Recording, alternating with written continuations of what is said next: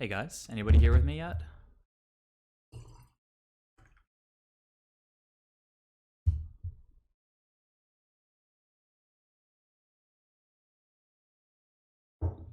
Hi, Ferdy. How's it going? Is it like morning where you are? I guess right now. Uh, let's see.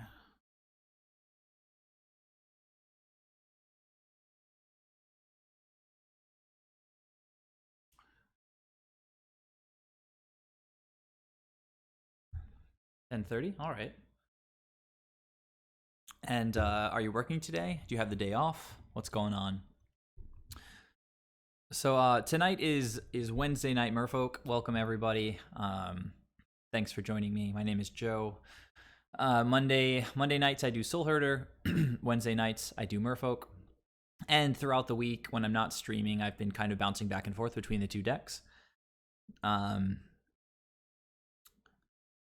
I've actually I've gotten two 5-0s with this exact Soul Herder list already in the last week or so. Today is Wednesday, of course. Again, Wednesday night Merfolk. I'll get to that in a second. So the second 5-0 that I had with this list should be posting this Friday, so in 2 days from now. But I started a league, I guess yesterday evening, Tuesday, and I tried to finish it. I did my best to finish it this afternoon, but I didn't get to finish it on time. So before I had to work this evening, and now I'm just sitting down right after work. I'm a little bit kind of disoriented still, a little bit tired, have to catch my breath. But the plan this evening is to wrap up the Soul Herder League. Again, I'm not sure if I said it just a second ago. Again, I'm kind of out of it, but I'm sitting at 4-0. So I have another chance to go 5-0. So hopefully it'll be exciting, interesting Magic, and would definitely be awesome if I went 5-0 with the deck. So I'm going to start off by just finishing this league, and then I'll jump into a league with the Dogfishes, Blue-White Merfolk. I mean, it's got a lot of ideas that have become pretty typical these days, partially because they just make sense, and partially because the Dogfish has been putting up really consistent results with it. So kudos to the Dogfish for all his recent results with this beautiful blue-white build. It's geared towards the red side of the metagame, burn and prowess and all that stuff. Like Unsettled Mariner can't really. I mean, he's awesome against those decks. They can't really target us effectively with him on the board. He's also very good against things like Walking Ballista and just generally anything that wants to target us. Like even Death Shadow is going to have to pay extra for Thoughtseize and things like that. So Unsettled Mariner, definitely a good justification for splashing white. But while you're at it and you're playing some white, you might as well play Lurrus. Keep the curve low, and then you have a leg up in any kind of attrition matchup. You can just play Lurrus. And in combination with Vial, you tick up Vial in Lurrus, and then immediately start casting stuff from the graveyard. You've got the full 8 Tempo Bears, including another 3 for a total of 11 with the Tidebinder Mages in the sideboard here. Kind of fun if you Vial in Lurrus and the opponent tries to like get you on your upkeep or something. Harbinger and Trickster both have Flash, so if it's your turn, you can respond even if it's instant speed by getting some value out of Lurrus onto the battlefield. So Ferdy, what are you saying to me here? Have you seen the Titan Vial deck yet? I have absolutely not seen a Titan Vial deck. Not exactly sure what you're referring to, but presumably it has Titans and Vials in it. It looks like the Dogfish has chosen to go with 6 sort of interactive slots here in the main deck, with the extra with the 4th Force in the sideboard. Okay, and then Monolith, it's a very fast format. This is often just going to be Counterspell with less specific color requirements. Echoing Truth in lieu of Brazen Borrower, because Brazen Borrower as a 3 CMC creature conflicts with Lurrus, and it just doesn't work. Chalice, great in a lot of matchups. Relic, just some insurance against the graveyard, and you can see the 4th Seas chilling out here in the graveyard. In the sideboard. Going to come in against decks where Spreading Seas shines, I guess. So this is what I'm going to be playing in a little while from now, but to start off this stream, I'm going to Gonna see if I can get my third 5-0 this week with this deck. The matchups so far have been I played against, actually on stream. I guess it was on Monday, or maybe it was just yesterday. I'm losing track of time. I played against a really cool teamer deck with Song of Creation, I think is the name of the card. And then it's just a value deck, like teamer value. It has Uro and some Planeswalkers, I think. But managed to win that game, and that was the first round. I think that was on stream, if I'm not misremembering. And then after that, I beat Eldrazi. I beat Lurrus Lurrus red white burn, just sort of traditional burn with Lurrus in the companion slot, and mono white taxes, death and taxes, and that was an amazing match. So depending on how I'm feeling, I might just show the replay of that match because it was pretty awesome. Hey DV Neil, welcome to the stream. Thanks for joining me this evening. So Ferdy, if you could, I'd appreciate it if you could either PM me that on Discord or or just send it to the whole Discord. Make sure that people know what we're looking at. Real good friend Paulusu, the Argentinian amulet player, invented it to beat Ether Gust. Wow, that's funny. So getting Titans down with Ether Vial. I feel like one of the strengths of these kinds of Titan decks with Amulet and stuff is that they're trying to do things on turn 3 and turn 4, and Ether Vial is not getting to 6 until turn 7.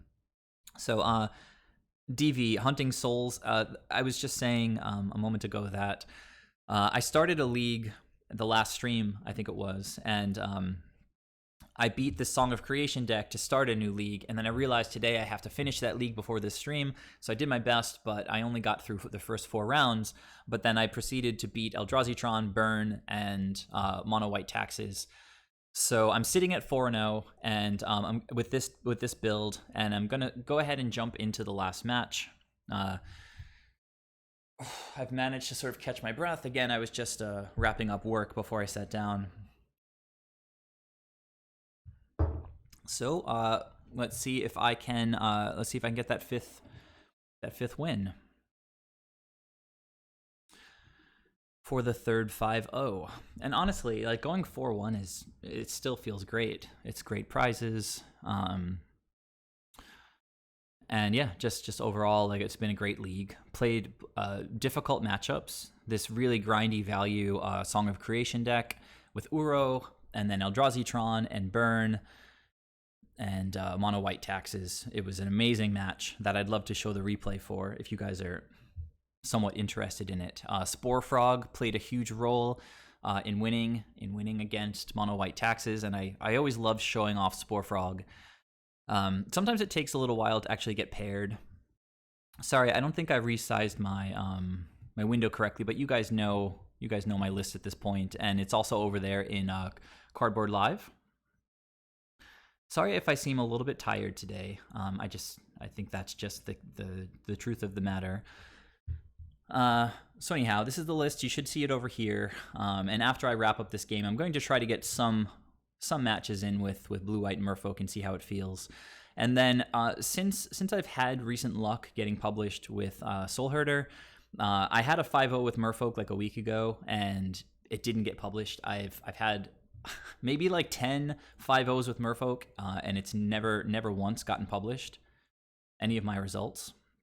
So it's frustrating, and so I'd like to maybe just jam more Merfolk so that I can get on the scoreboard, so to speak. All right, so we're going to join the match, and let's go, guys. Head down, play fast, play tight. Opponent looks like they're on the... What's happening here? Oh, no, I think I'm on the play. All right. I would like to play first. Have to mulligan, terrible.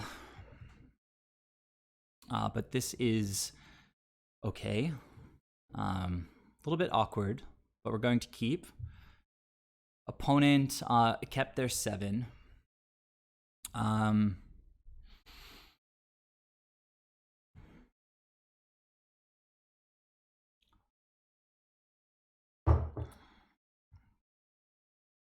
I think I'll.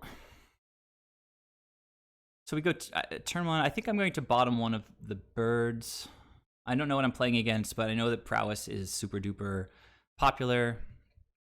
So I'll probably just get green blue here. And we'll see how we do.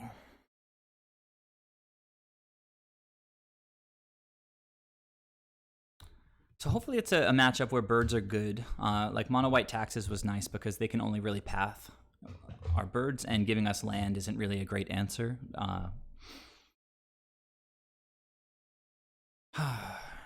Man. So this hand seems just decent against, I was saying, prowess, obviously against creature-based decks. Like, could be good against goblins if that's what we're playing against.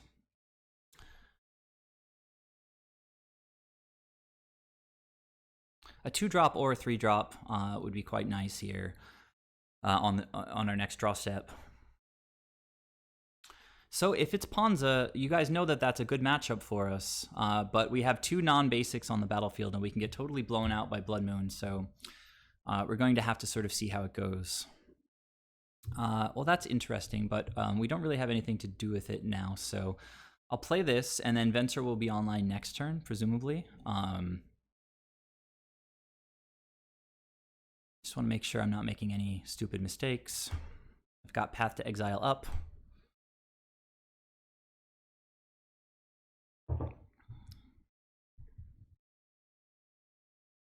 Opponent with the keep on 7, turn 1 Utopia Sprawl, which is quite nice. But if Venser can bounce this land, if they don't really get out like far ahead of us here, Venser bouncing the forest could be okay. Maybe do it during their upkeep next turn, but the opponent is tanking here.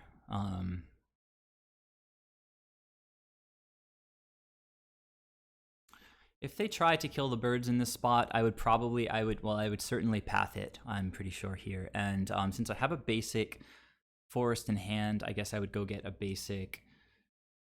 God, you want to get a basic island, but with 2 paths in hand, the potential for them to Blood Moon and then not have white mana is just so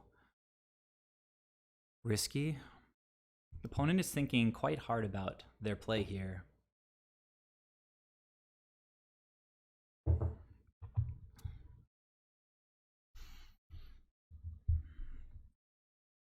So nice to start off with a little bit of a lead on time.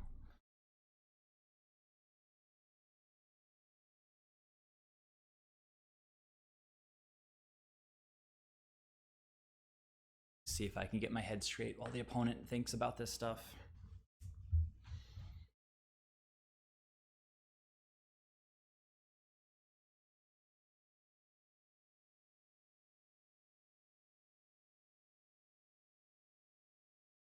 I mean, there could be any number of reasons why they're taking forever. The worst among them being that they're double queuing and just don't respect my time. The best being that they have a bad internet connection.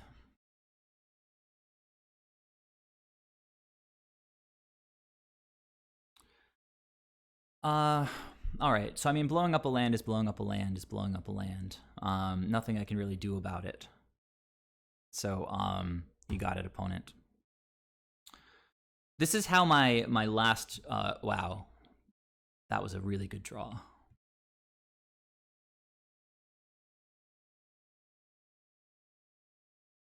So you know, I guess we get the Misty back if they just stick it with Blood Moon now. But we're playing cards. We're playing cards now.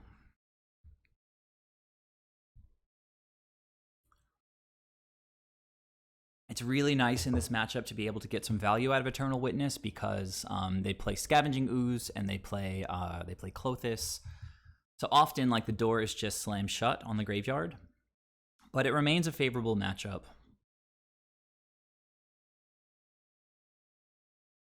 And Venser, the forest still seems semi-okay here. If opponent had Blood Moon, I'm sure it would just be on the battlefield right now. It's like there's not a lot to think about. Okay.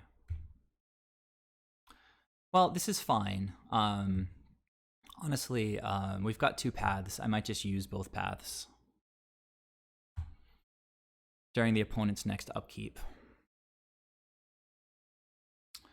Of course, it doesn't keeps us off of the Venser line.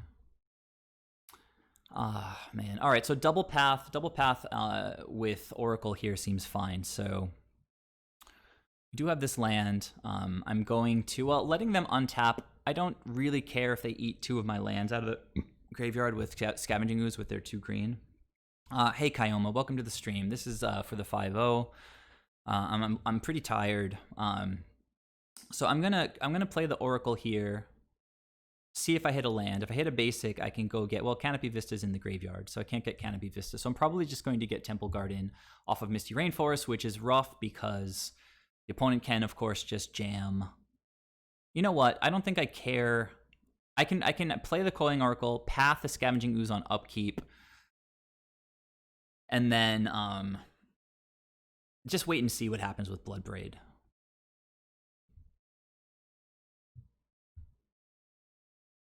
That was the land I was going to get. Nah, I'm not going to leave Scavenging Ooze on the battlefield. So here, I think we do want to pay 2 life.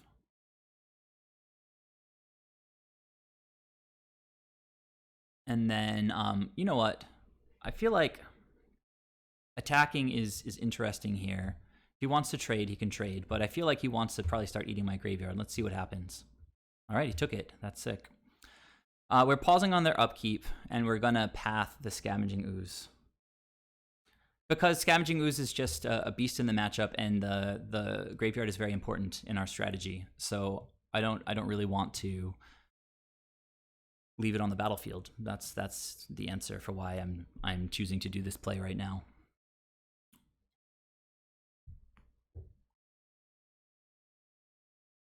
And they don't run too many Scavenging Oozes, so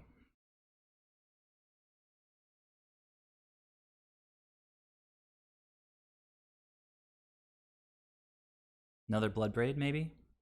Okay, let's hope that it kind of whiffs. Lightning Bolt is sort of not really a whiff. See what the opponent hits here. I'm probably just going to rip off this other path here now. Take 3, 1 more here. We go down to 8 this turn. We've got Eternal Witness on the board if we draw Soul Herder or Ephemerate. We've got Venser. It's okay, DV. You don't have to convince me. I understand your point. It's very clear.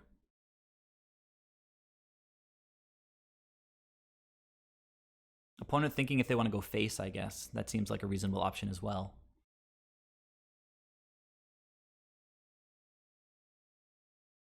All right, hitting the Eternal Witness is fine. That's why we get rid of the Scavenging Ooze, right? I understand that they would have less mana. So let's see here.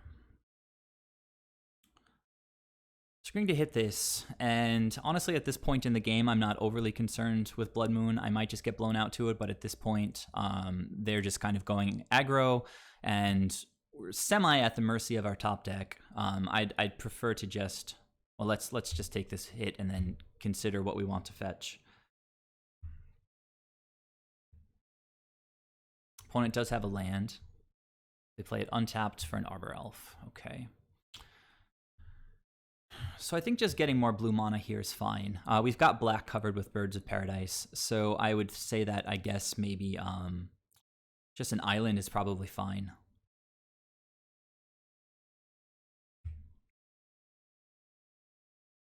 Uro is a nice draw indeed. I can cast him, I can escape him if we don't just die next turn, and I could just pass and just hold up Venser for any monsters that they have. But they had a lot of mana on their last turn, and I'd like to draw a card here, so life gain is not terrible. And with, okay. We can get can just barely not escape Uro right now. So this is another reason why you get the Scavenging Ooze. Just deal with it, get it off the board.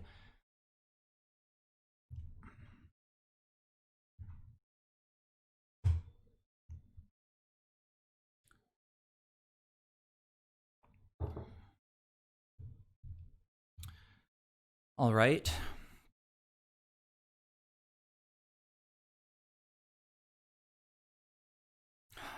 All right. Opponent with big plays. Lightning Bolt. Why not?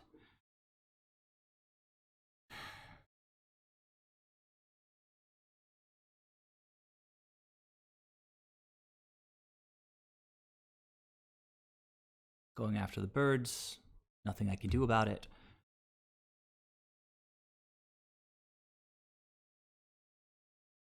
Like, these guys never don't have the nuts. It's like, can't you just play 2 Arbor Elves? Like, it's so frustrating. Of course, it's not the end of the world here because I do get to cast Uro. And at this point, I don't really feel like I have to chump block, so I'm not going to.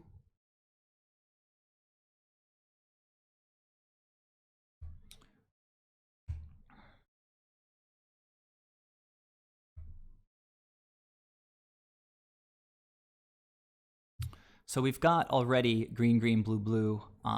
Black mana is off the table at this point, so I should probably just go get my black mana.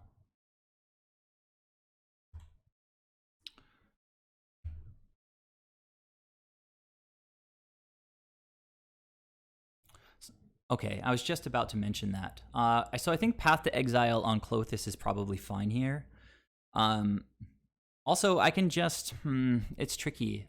Maybe just getting down Uro is enough. Like, I probably just want to stabilize with Uro, and then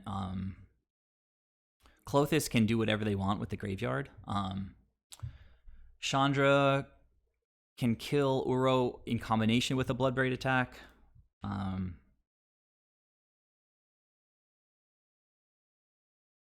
No Ephemerate yet. Ephemerate would be the best thing to get from the graveyard here. So we cast Uro. No reason for them not to get in with Klothys. I kind of like keeping them off pinging me with Klothys. Of course, I could just empty out my graveyard for that purpose, but let's say that I play Eternal Witness. Maybe they ping it with Chandra attack. At that point, I might be priced into trump blocking. I think Uro might be the way to go here, guys. See if we can stabilize. Get rid of stuff from the graveyard so that Klothys can't do anything meaningful. But we do want Path to Exile, so we don't want to exile our own Path to Exile.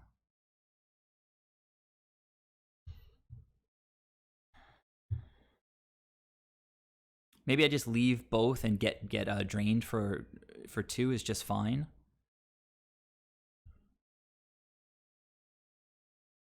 1, 2, 3, 4, 5, leaving 2 paths. We'll say we're done. We'll draw an Ephemerate.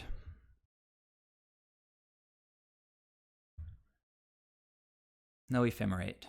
The land situation has been a little bit awkward this game.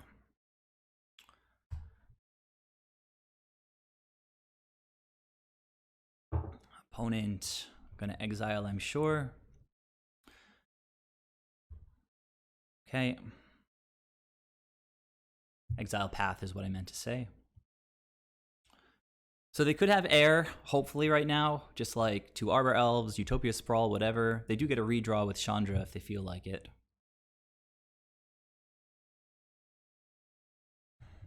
They also play a lot of lands.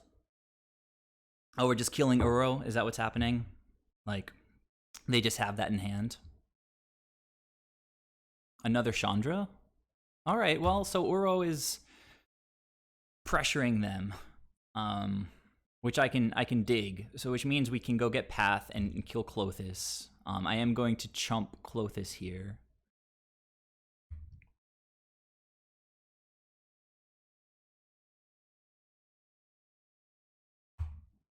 Start to fill up the graveyard again.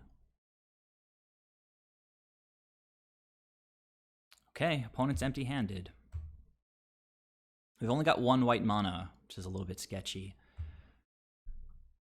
Is there a reason for them to crack right now? Just whatever. Okay. Another Uro is interesting. But I do think we need to get rid of this Clothis. I mean, Uro puts me at 7. I have no board. I would still just die. But if it draws me a land, that means then I can play Eternal Witness and get Path, and maybe that's the only way I'm winning this game. Otherwise, if I play Eternal Witness, get Path, I'm going to Path Clothis actually on their upkeep because it triggers at the beginning of their pre-combat main phase. So put a stop right now on their upkeep. If I get rid of that, I have an Eternal Witness on the board.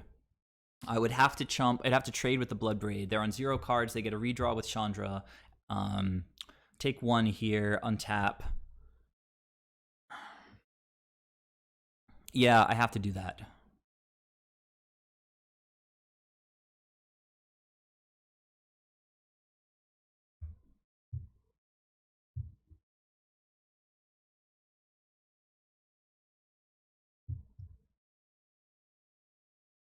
Man, pretty tight game because the opponent has had crazy nuts.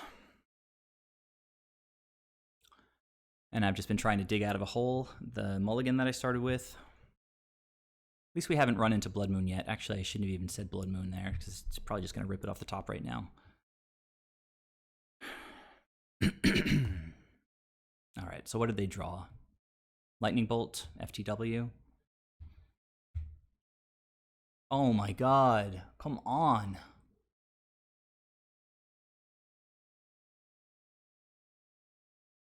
And cascading into Clothis. This is hilarious. This deck. So I'm dead on board right now. God, that's so annoying.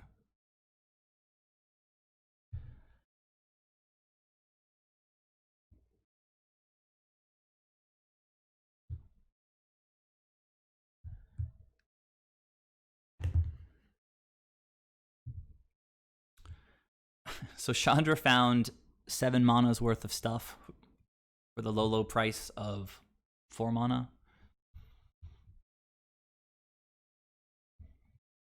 Pithing Needle can name Arbor Elf, which can be pretty clutch. I think Spore Frog is pretty clutch as well. Burrington for sure.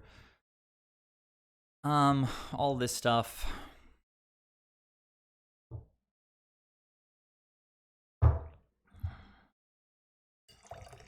I think if I got 1 more turn in that game, we could have started doing things. But that, that's how Magic goes. Sometimes you don't get another turn.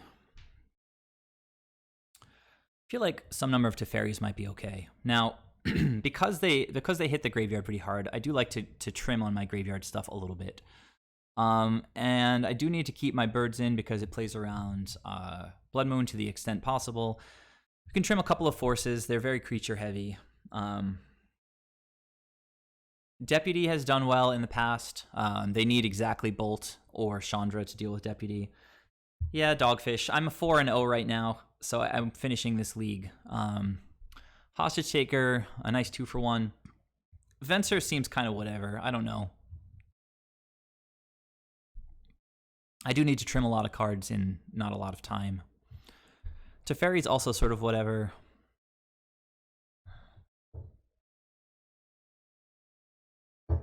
I guess that's a good point. That's a good point. And it's also just generally good. It bounces Blood Moon. Maybe Siege Rhino is too color intensive. Hostage Taker maybe too color intensive. Let's do our best to not get utterly screwed by Blood Moon. Maybe got the Ether Gust. Maybe just trim down to 1 force. Trim 1 Soul Herder because they do have bolts and stomps.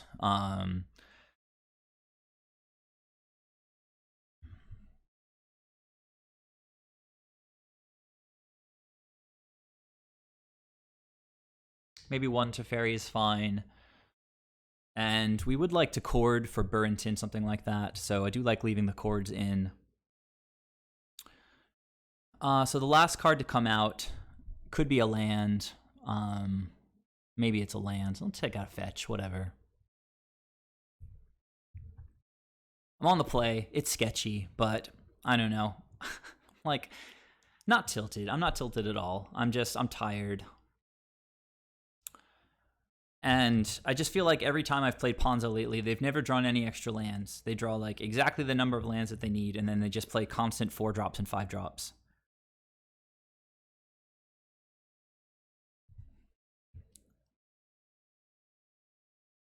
Turn 2 Teferi if they're not jerks. Opponent mulligans to 6. That's a start. Going for the 5-0. It would be the third 5-0 in about a week with this deck, which is pretty sick. I haven't had that kind of a string of results in a long time, and it certainly would have been with Merfolk previously. So I do have to get green-white here, even though it, bad against Blood Moon.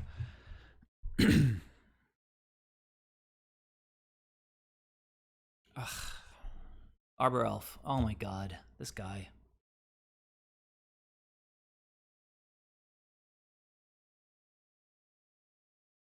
Land. Land. Thank you.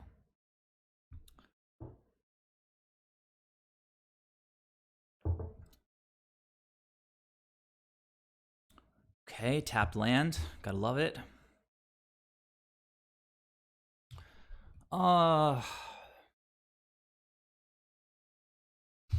I think I can afford to just go get... I gotta get a forest here.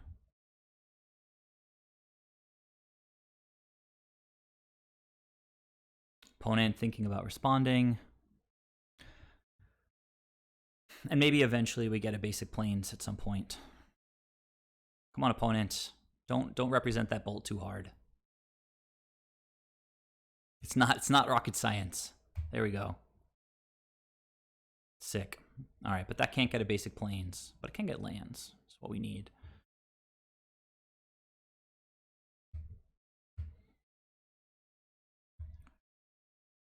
All right. So I'm just going to leave this. I'm going to let it chill on this land and see if they have the Blood Moon, in which case I would go get like another forest, I think. I could play my Spore Frog out, but it's not very important right now. Nah, it's a fairy.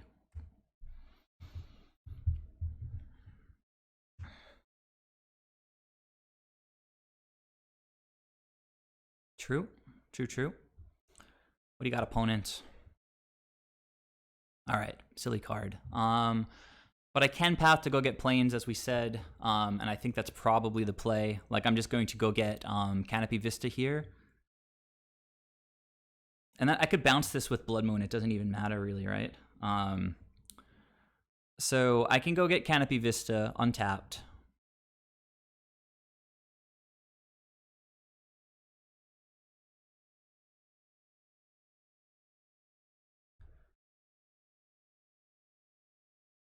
Get our mana set up.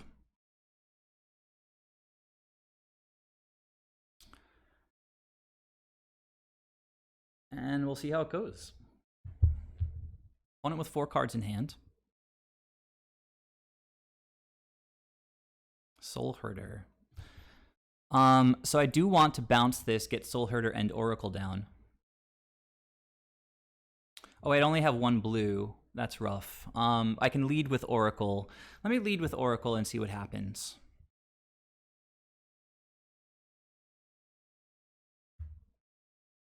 Another Oracle, interesting. So actually bouncing Blood Moon isn't strictly really necessary now. Yeah. We can't really play very much here. So, I mean, the Spore Frog, again, is not super relevant at this point. So I'm just going to tick it up. See what the opponent can do. Like, if they go in on the land destruction plan, it could be rough for us. We obviously have 1 very susceptible island right now.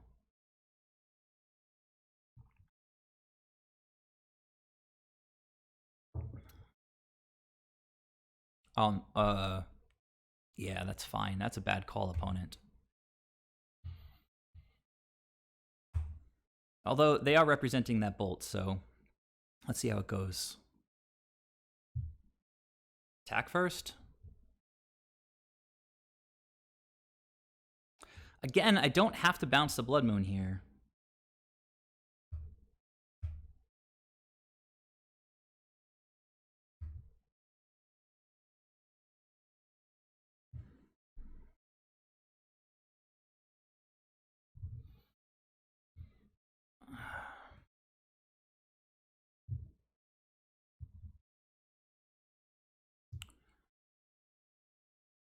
Actually, they can't do anything right now because I have Teferi. They can't bolt anything. So we're sort of good. If I bounce the Blood Moon, it lets me potentially path. I could play Spore Frog, but whatever. I'm just gonna tick this dude up. And I have to start playing kind of fast because we do have to win 2 games. I'm just worried about something stupid like Anger of the Gods. All right, opponent knows about one of the Path to Exiles.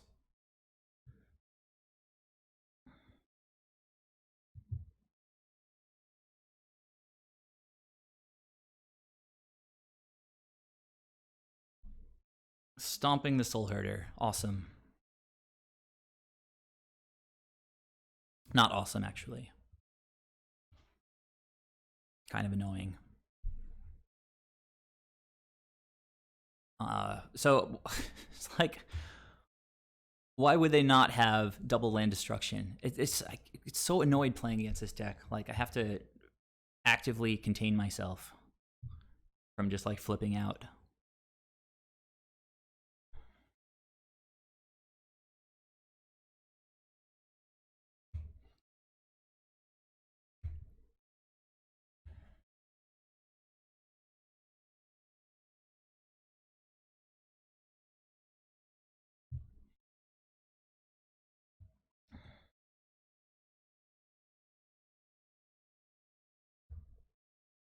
Sick.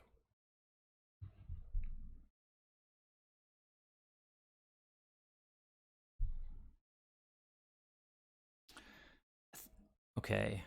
Don't have to. There's no reason to crack that right now. I guess I could play the Spore Frog right now.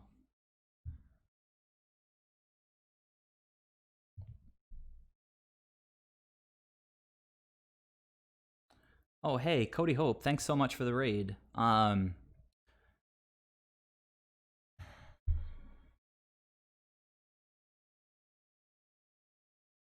Oh, I can just purge. Of course, I can purge the Blood Moon. God, I have like 10 minutes to win this game. Opponent's cracking their lands. Like, what are you going to do, opponent? I mean, you need 5 mana right now? I guess they could cast this thing and cast Blood Moon. Are they going to destroy my lands again? What's happening here?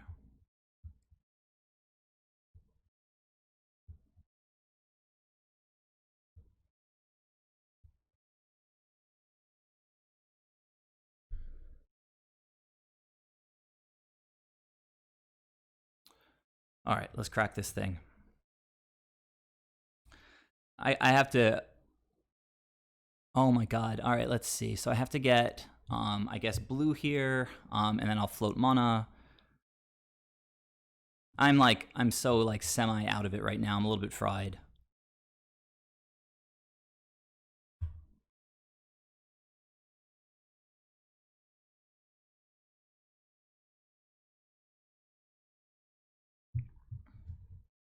Maybe I should have gotten green. I don't know.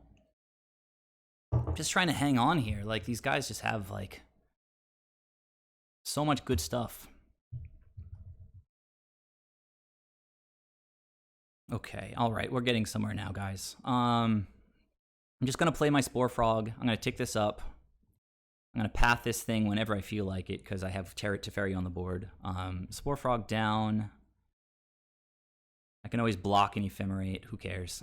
So just gotta play fast now. We're exactly kind of where we want to be.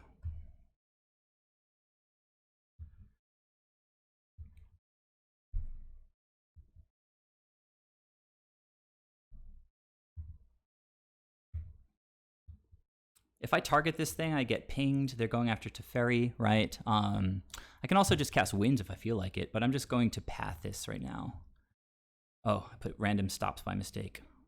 Oh my god. Can I play Magic, please? Not be ridiculous. I'm well aware of the clock, like super aware of it, hyper aware of it.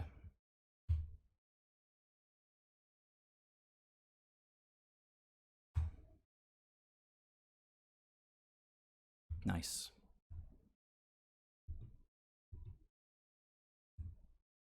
I didn't really want to attack with the Spore Frog, and I don't really feel like ephemerating it either, so whatever, Spore Frog down.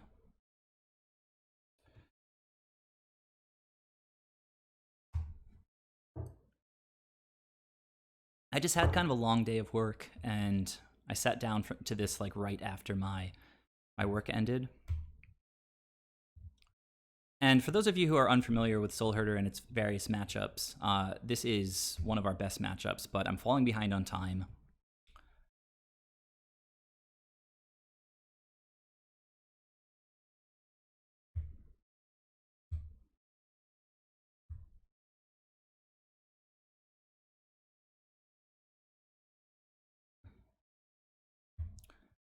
Opponent, all right, just being stupid.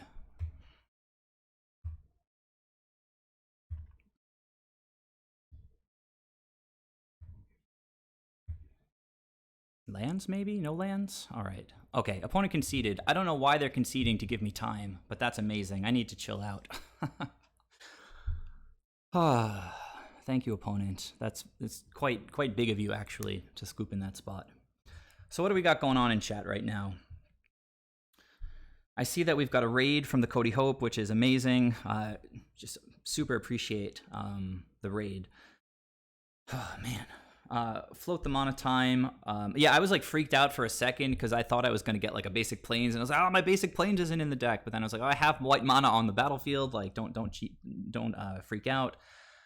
Slash Master, I am absolutely on 4-color. I've got a small black splash, but I think I took it out because I don't want to get wrecked by Blood Moon too hard.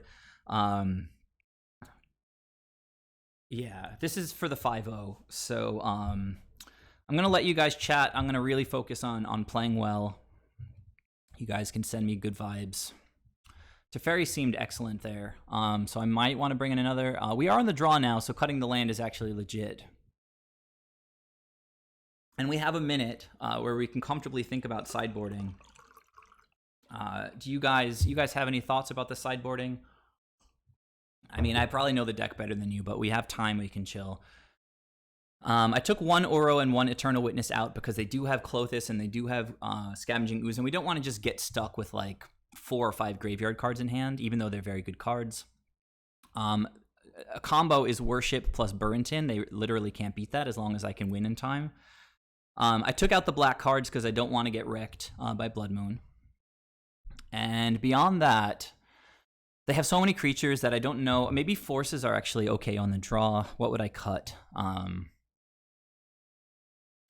Maybe force is better than Ether Gust, just like straight up counter like a Chandra or something. I mean, Ether Gust is pretty solid.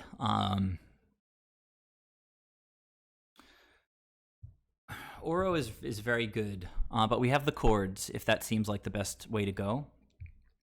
That game, the deck gave me exactly what I wanted, and so I think I'm just going to run it back, and let's just like pray to the magic gods, good opening hand. It's okay if the opponent doesn't mulligan. I just want to start with a good opening hand on our side.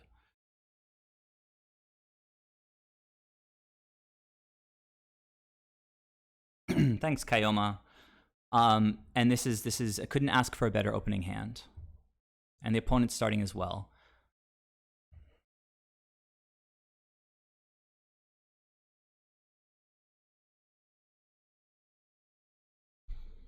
Maybe one fewer lands would be a little bit better, but we do have a force for the turn 2 Blood Moon or the turn 2 Pillage.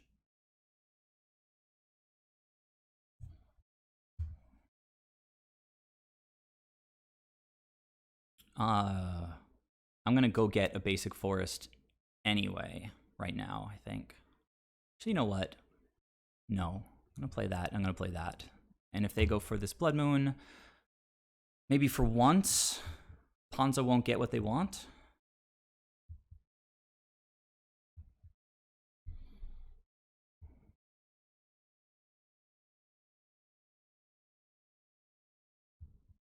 The question is whether we would counter like a bolt on bird, and I don't think I would. Yeah, okay, opponent. You got our only good card out of our hand. Well, our creature, our only creature. Oh man. All right. Come on, deck. Not like this. Give me something, please.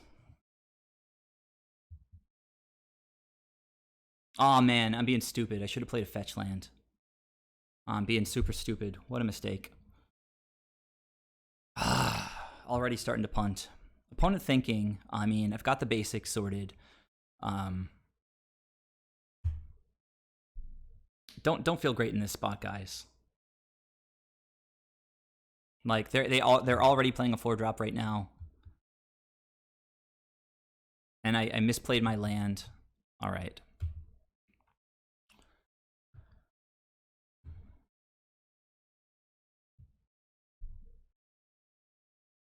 They pitched a Pillage and an Arbor Elf. Okay, I have nothing against ephemerating this Birds of Paradise. Relic, whatever. Who cares?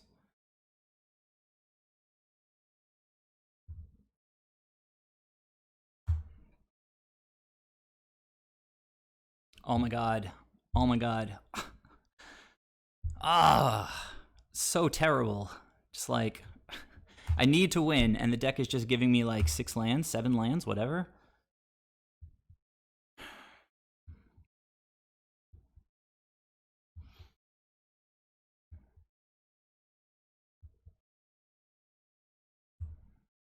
Taking my beats here. Opponent with 4 mana. Could be more than that. Actually, if I ephemerate, if they try to stomp the birds, another Blood Moon, huh? Fun times. All right, just give me something cool. Like, you know, there's so much cool stuff in the deck. Another Arbor Elf, that's kind of like that. Oh god, a Scavenging Ooze. Well, it's just the graveyard is sort of out of the picture right now, and it's why I trimmed on Uros. Yeah, I think if I draw a land right now, like the game is just over.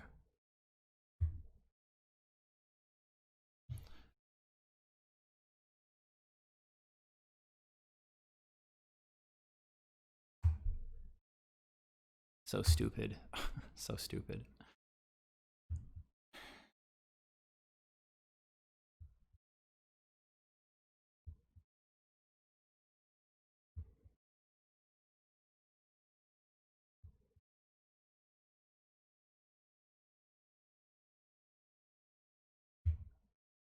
Attack for 7. It's fine for now.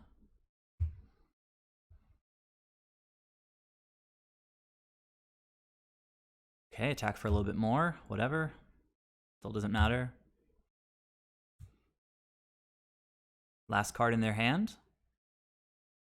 Pillage.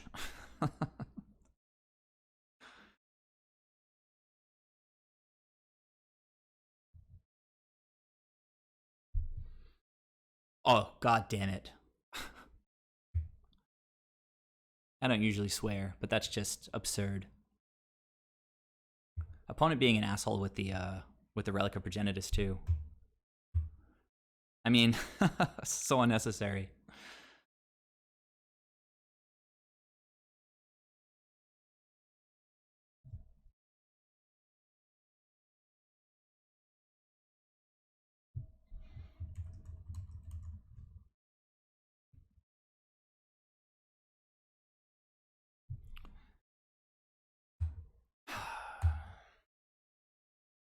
Pithing Needle, like what a stupid card to draw.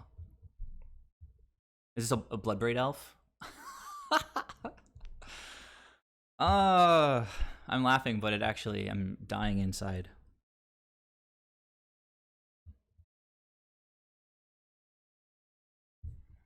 Fuck off, opponent. Oh my god, I'm just like swearing left and right. I don't like to hear it, but I'm not in a good mood right now. It's lethal, but whatever.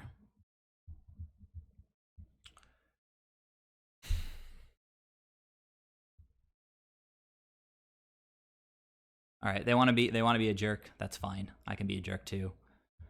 Waste a little bit of time.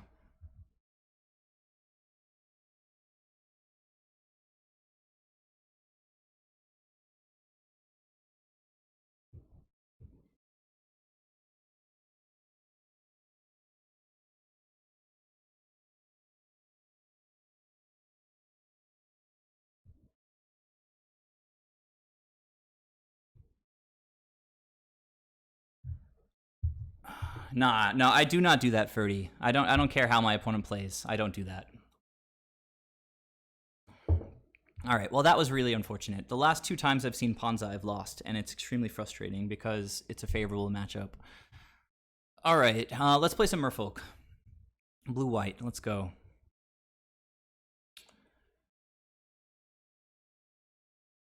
Oh, no. Did I? Oh, I think I had the right deck. Okay. I thought I joined by mistake with the Soul Herder deck still, but I did see the blue-white. I'm pretty sure we're good to go. So I'm sorry about that, guys. The deck just wasn't cooperating. The opponent, it would have been a really interesting game if I drew like a couple snakes, because they were full on like power mode, and we were just getting steamrolled.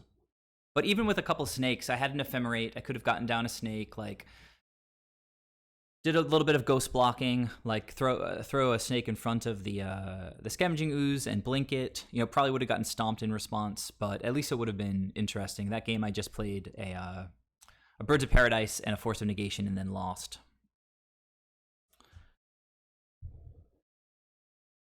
Yeah, no, it's fair. It's fair.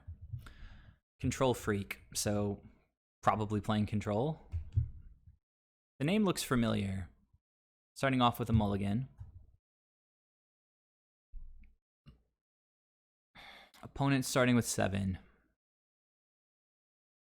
Better, but not amazing. I think I just bottom the Force here.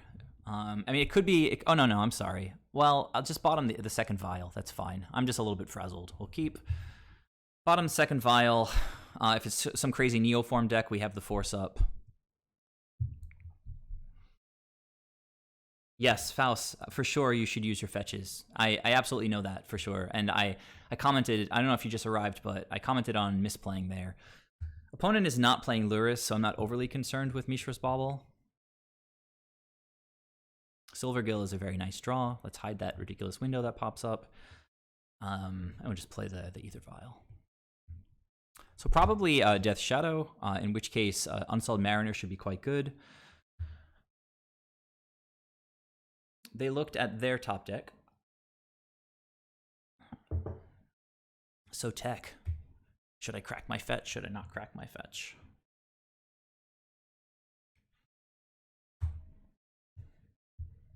Yeah, it looks like Grixis Shadow, for almost certainly, but there's so much spice in Modern right now that it could be anything.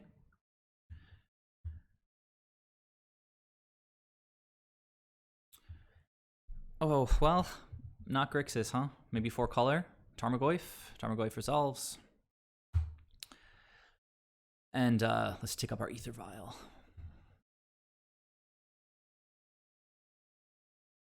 Not exactly sure what the best play is here. Seachrome Coast, if I'm going to draw that, better to draw it now than later. Running out Mariner is always good early. If they Inquisition and pay, or if they try to push and pay for it, I can always like pitch the Silvergill. Of course, I would much prefer to keep the Silvergill in hand. I'm sorry, what? Why not play Luris? What are you guys even talking about? Like some nonsense going on in chat right now. You're telling me that I should have played Luris?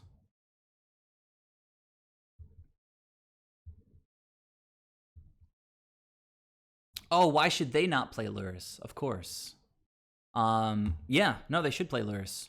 I guess we're gonna have to see what their. I was like, I thought you wanted me to cast Lurrus. I had no idea what you were talking. I was so confused. All right, so we've got the Mariner sitting around. The opponent, however, is hitting their land drops, which is not amazing when you've got Mariner. It's possible I should have just let it resolve and get some card advantage with Silvergill Adept. We really need to draw pretty well at this point. Dismember is actually pretty sick. There is a land in the graveyard already. There is an instant, so there's really nothing they can do to save this Tarmogoyf. So I'm going to probably just... I don't know that I need to tick the Ether Vial up since I can just hardcast Lurrus at some point. Oh, I can put Lurrus into hand, but no, I'm going to Dismember right now.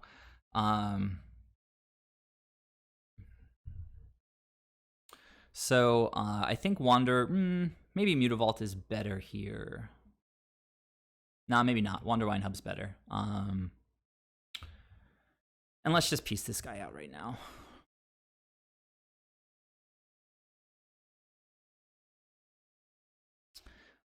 I don't see the blowout. I guess if they have red and they can throw tribal in there right now, but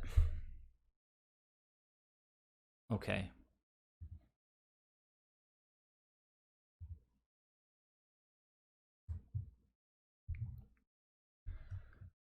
So it's not even obvious that it's correct to attack on an empty board at that spot with them at 15. We also have no Merfolk in the graveyard, which is unfortunate. So I think I'm probably just going to tick Ether Vial up, honestly. Clinging my land just to cycle it. Not the best use of Cling against a Lurrus deck, but hey, what can you do?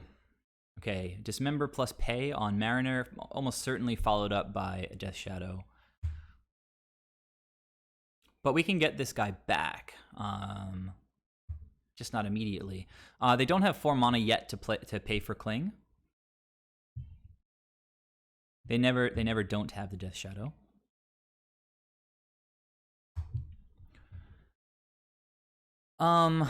So yeah, we're gonna take this up. I don't really see... Well, no, I don't take it up yet. I take it up next turn.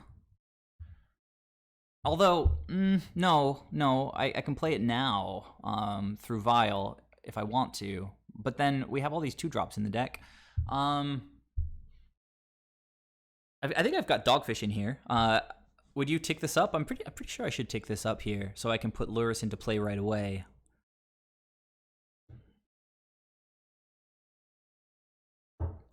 Yeah, but if I don't tick it up and I don't draw anything, then I can't do anything with Lurrus. But if I tick it up to 3, then I can put Lurrus onto the battlefield this turn.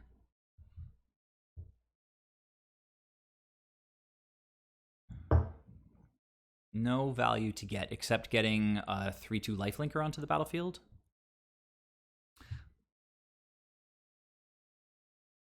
No, I can just attack with it next turn. It's an attacker. I mean, I don't know if I would attack necessarily depending on what I draw, but I can get a creature onto the battlefield or not. So let's say no. So correct to say no there. That was the best top deck. Sometimes Magic gives you good cards.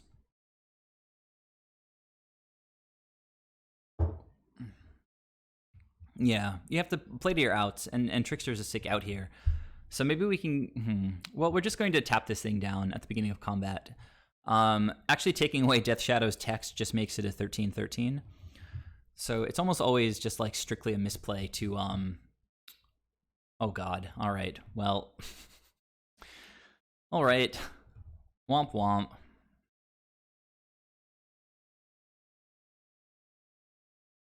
Pretty obnoxious.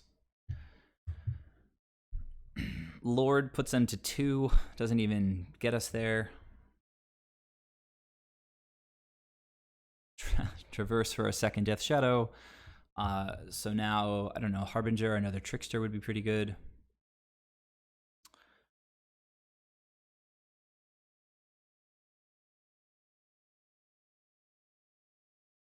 What? All right, so definitely not taking up Ether Vial ever now. Well, that's just useless. That's actually a card I sideboard out in this matchup. So I think we're just sort of set up here to, what? Pass the turn, obviously. But Blocking, not blocking. Let's see what their land situation is.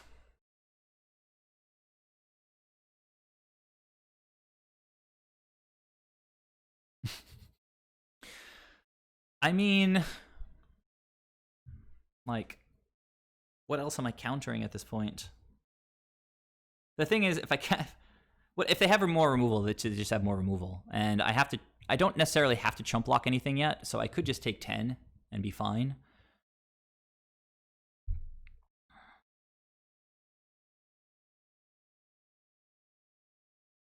What do you got?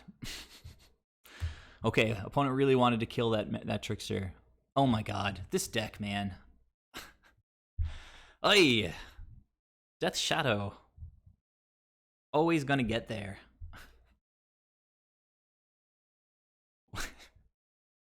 A freeway there to make their Death Shadow big. Not just one Death Shadow, but 2 Death Shadows. So what are we bringing in? Definitely Chalice. Definitely Relics. Definitely Tidebinders. Taking out all the forces. Don't care about the forces. Echoing Truth, I'm sort of like meh about. They play like 1-drops. They're not even playing Gurmag Angler anymore. They play blue, so I think Spreading Seas is kind of a whatever. Like, if it was Jund Shadow, Spreading Seas would be excellent, but I think we can just trim the Spreading Seas.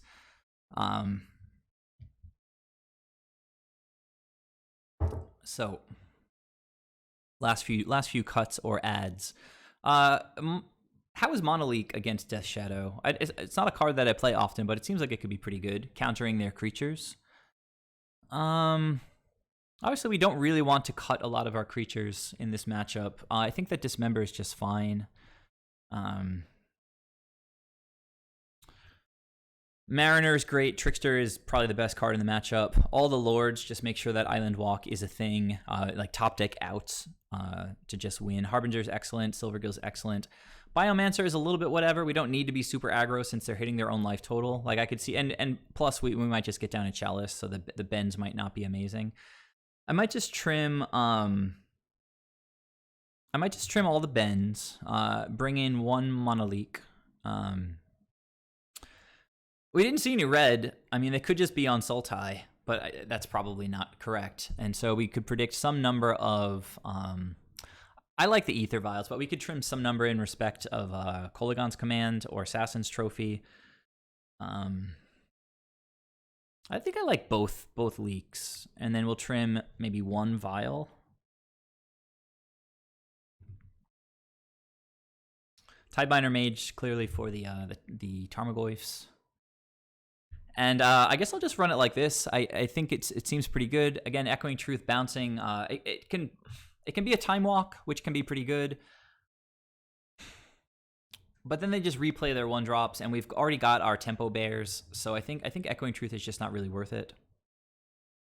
Well, I mean, Ether Vial is a trash top deck in every single matchup, but it's an amazing card, so that's why we play it. We only trim it in certain matchups where we're really, really fighting on the attrition sort of spectrum, and not. I mean, we are in this matchup, but it's also this kind of crazy combo aggro deck. So we do like having Vials in this matchup. All right, speaking of Vials, we'll keep this. And we would definitely like to draw another blue source.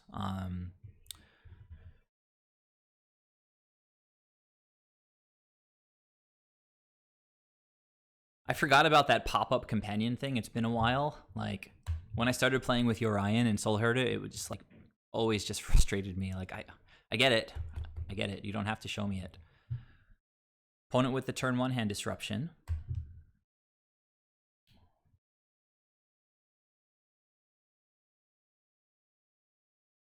Fortunately, this hand is semi-robust. Could have started with Mutavault and gotten in an attack, but again, we're not really in any rush to get their life total below 13. So, whatever. Sort of fine for the time being.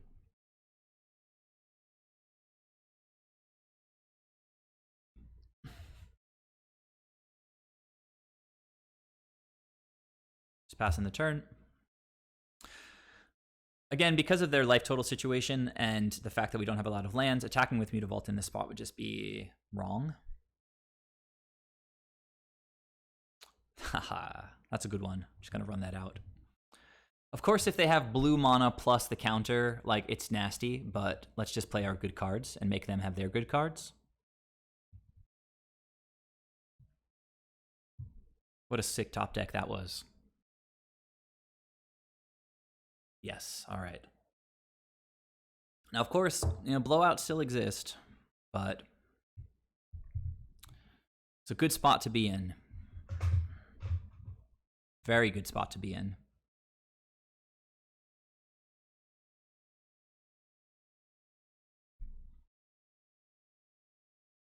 All right. Guys, I'm going to run to the bathroom real quick. I'll be right back.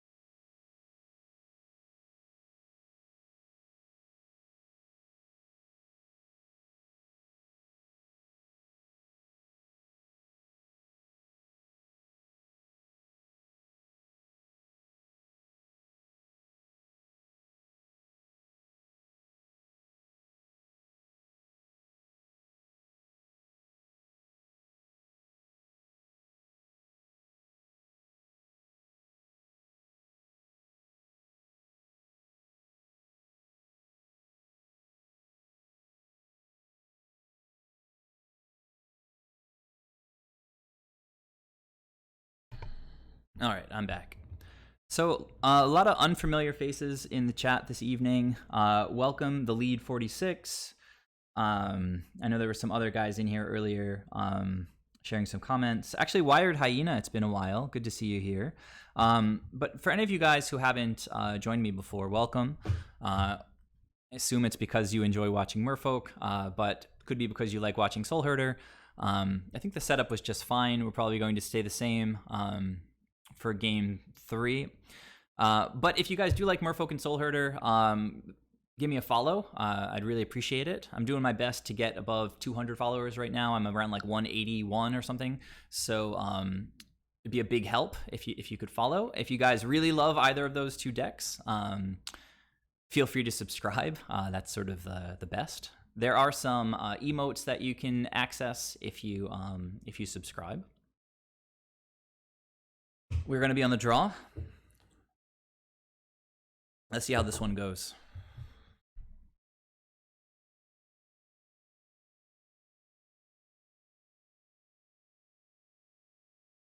All right. Another decent hand. Island Walk is pretty clutch in the matchup, as is Harbinger's Effect. So we're going to keep. It's Ether Vial off the top would be obviously the nuts here.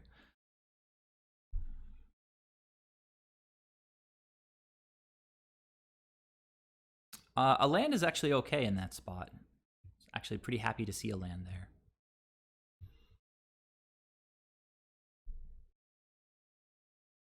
Maybe they brought back in Stubborn Denial. Who knows? So next turn, I mean, we do kind of want to be front-footed in this matchup, so not getting to look at your top deck before are they looking at me or at them? They're looking at themselves, so cracking the fetch so that they can leave the bauble. Okay. They're not looking at my top deck. They're looking at their top deck because they have this, but now it's sort of stupid because they cracked their fetch. They should have thought about that a little bit more. So I was starting to say I could play, I could hold up Dismember and hold up Relic Activation, but I think the better play is just to play out like a Lord. They could play a Tarmogoyf, in which case Dismember's probably going to be better. Could also just disrupt my hand right now, and then that's going to affect what we can do. All right, slow stuff. So actually, 2 white land is beautiful because it gets us closer to well, it gets us to Luris mana.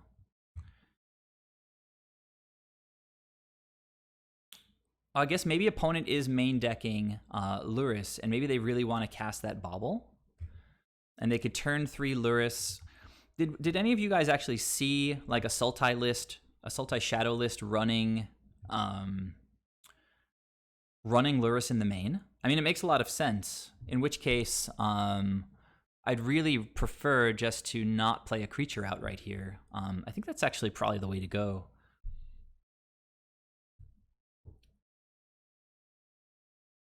I mean, they're clearly holding up push. That's what I'm saying. That's the line that I'm considering. So let's play the Wanderwine Hub. We're going to reveal a master because they probably think I have that anyway. And they're just holding up push. Not going to play into it. Not that I can stop it from happening, really. Street Wraith.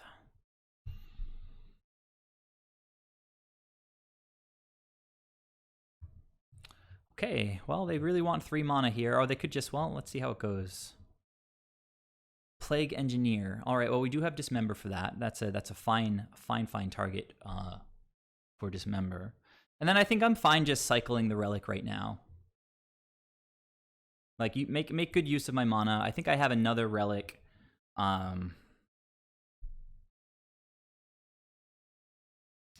Yeah, it's kind of a control-y turn.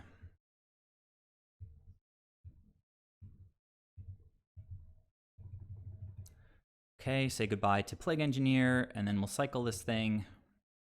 Mishra's Bauble out of the picture. We'd like to stop drawing lands at this point.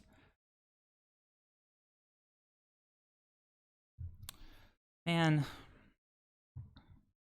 So we can double blue creature, like next turn might be good, but they're not attacking, so we're probably not going to play Harbinger. So maybe, I guess Mutavault is just better here. Just play a Lord next turn as well. Not sure what land I played there. I played Mutavault, right? I just said that out loud. All right, so we're both playing kind of a control-y game here. I could also just leave up. All right, fair enough. I think we said before we were expecting a Fatal Push. Opponent passing the turn. You got it. So now we're just going to Lord up. Change of plans. Yeah, just cast a Lord, cast Relic.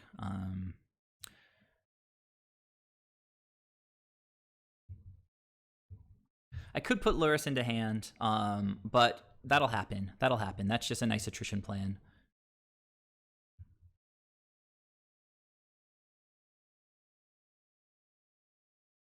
All right, let's see. I mean, they could. They don't have a counter spell for this. They crack another fetch in response. It's the game of cracking fetches into Relic. I mean, let's just draw like a Chalice. Just end this charade.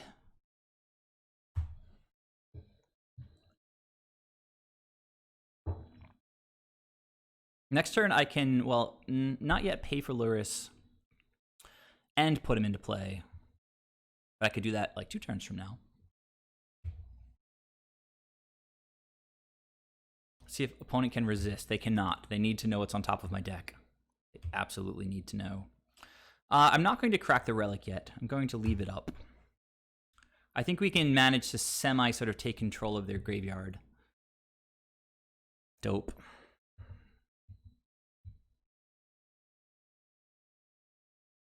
Now, we're pretty sure that they're, well, let's start with Chalice.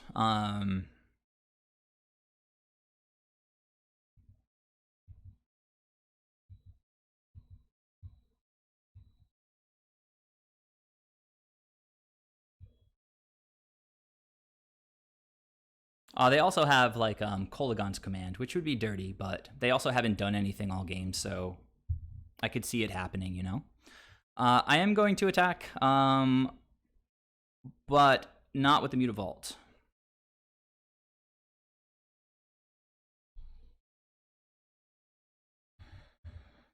I'm going to put Luris into hand.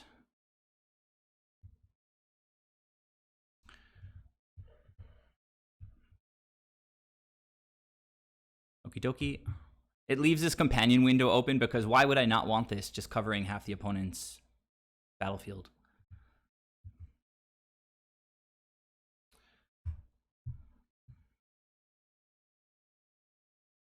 I get to Luris plus Chalice. That's delicious. Oh, never mind. Okay.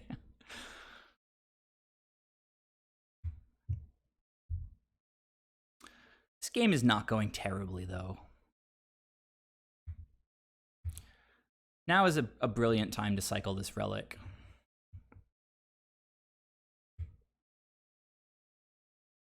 If we could go the rest of the game without drawing Ether Vials or land, I'd be pretty stoked.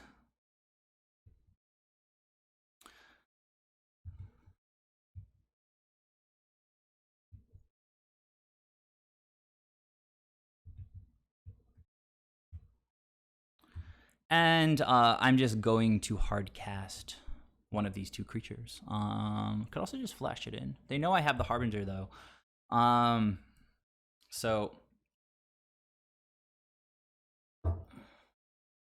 yeah, seems good, right? I mean, the only thing that really gets us is like Kozilek's Return, if they have that, in which case we still just have Mutavault.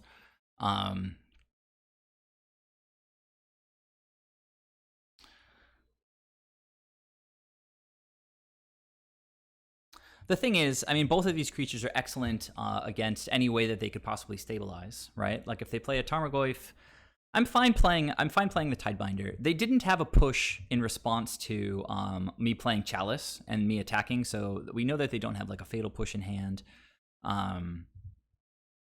Yeah, you know what? I'm gonna play all my creatures. I think that's just like the correct aggressive way to play right now.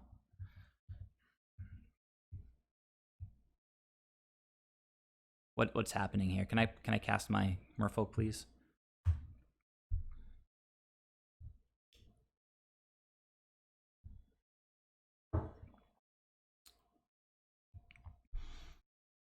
Opponent's conceding. Game 3 goes to us, and I think that's the match. So, standouts. They had to deal with Luris, so that took a bunch of resources in some of the games.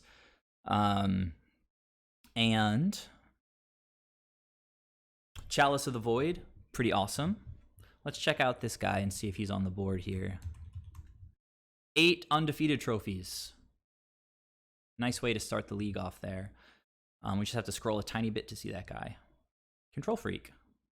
Right up there with Selfie Sec, Doom Switch, some heavy hitters. So, nice way to start off the league. We'll jump into one more here. So just once again, guys, if you're not following the channel currently, and you do enjoy Merfolk and or Soul Herder, please give me a follow. It means a lot to me. It does a lot to help the channel out.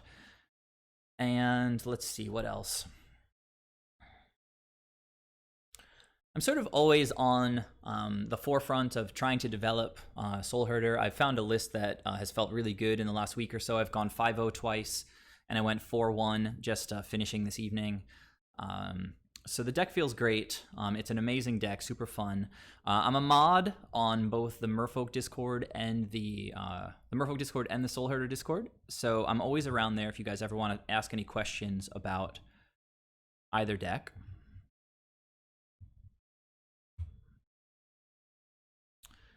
Yeah, this is an unfortunate mulligan, but this is pretty good. So hopefully it's like a control opponent and we can just run them over. We've got a 1-drop. We've got a force. Well, I might just bottom the force. Maybe I bottom one of my lands.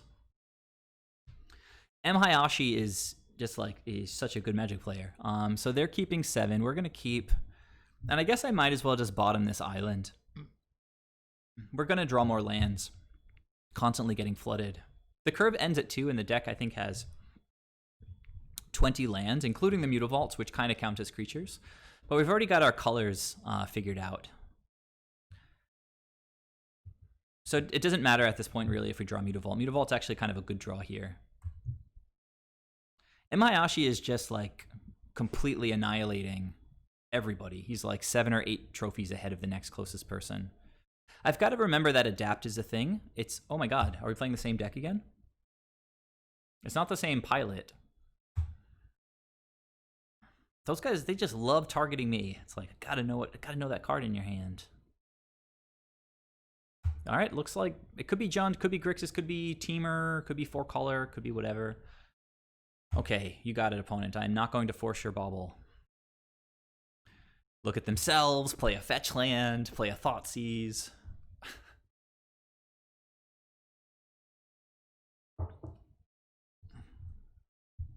I mean, I think they're gonna have the Thoughtseize. The thing is, I'd really love to get this Mariner down, and I'm interested to know what you guys think about here. The Force is bad in the matchup, so just imagine this card isn't in hand. I think if I have to choose which card to play next turn, it has to be the Mariner, right? So this also keeps their life total a little high. Maybe it gets them kind of backed up and they can't play their shadows. So Kayoma, are you suggesting pitching the Lord to save the Mariner? Because they could just Thoughtseize me and take the Lord, in which case I just get to keep a free Force of Negation.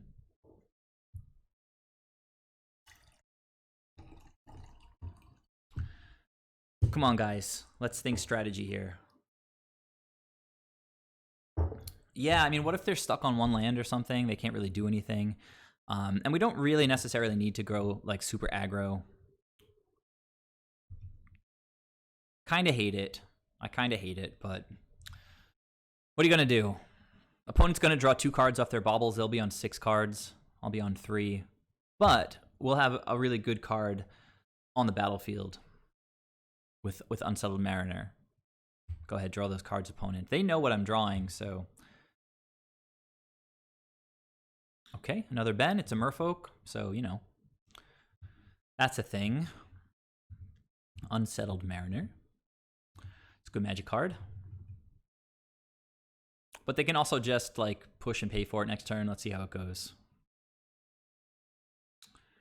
Maybe they'll try to, like, Thoughtseize me or Inquisition me, forgetting that it's attacks on that too.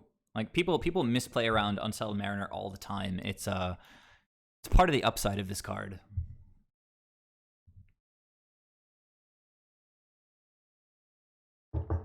They've got those Pain lands. Okay, 2 mana. For Collective Brutality, get wrecked? Oh, they're paying for it. That's rough. Okay. I got really excited for a second. But opponent's not a dummy, I guess. Now, I don't think I'm looting anytime soon because another land, particularly a white land, is actually pretty solid to get Lurrus involved. Trickster's good. I'm just going to play Ben this turn, though. We do want bodies on the battlefield. And since they have only Pain lands, I feel like I probably should attack.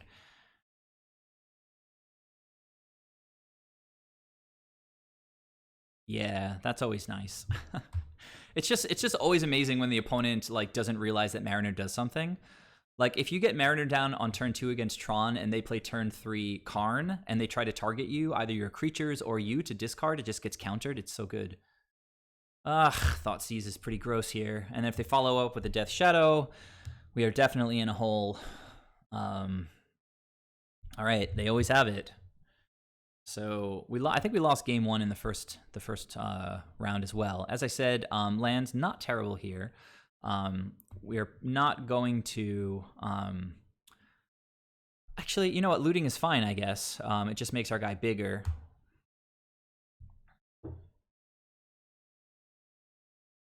Nah, I don't want to pitch a land. A land is excellent because I need to be able to play Lurrus, if possible, you know. So I might loot like soon-ish, I guess, with the other one, but I'll just use my open mana this turn. 3 Pain lands, Jesus, and only black-green mana.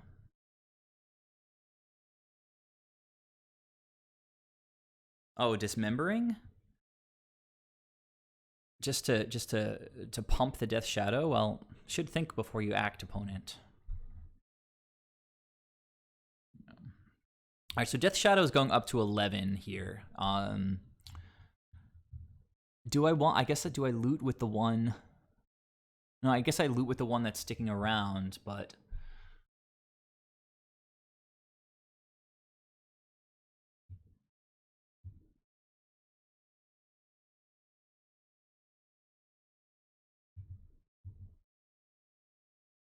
But I guess I'm probably not chump blocking this turn. All right, well, they let the counter resolve, so we're going to get to... well, Dismember was dead, so that was an excellent loot. So now they got 3 cards in hand, obviously having trouble with their land situation.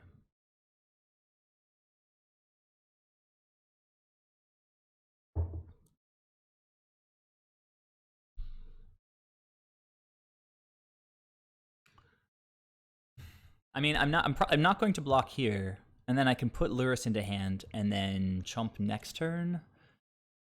But then I'm just playing Lurrus for another chump. The thing is,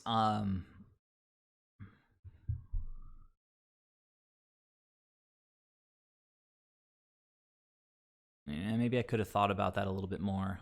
Not exactly sure that I could have done anything differently if I saved the loot for next turn, but I wanted to get Lurrus into hand.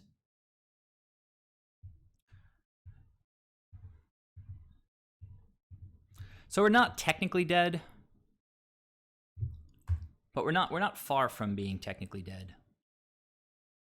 Obviously, the opponent didn't have another push, otherwise they probably would have just gone after Benthic Biomancer right away, right?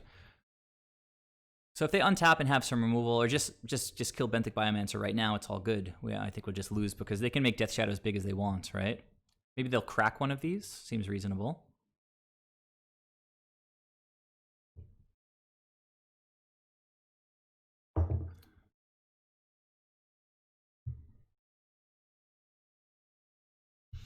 Yeah, Kayoma, I get your line. Makes sense. I don't think there's anything very complicated about this situation.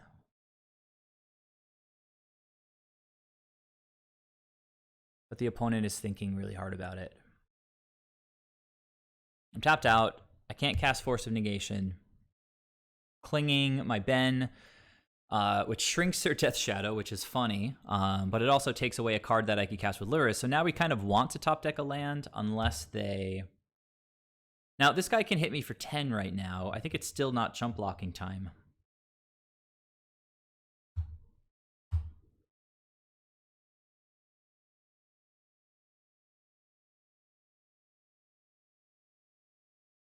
Oh my god, what is this? Okay, they have their own Lurrus. So Spreading Seas into Lord just ends the game, but that's asking a lot. I mean, you're going to see it in a second, opponent. Just chill out.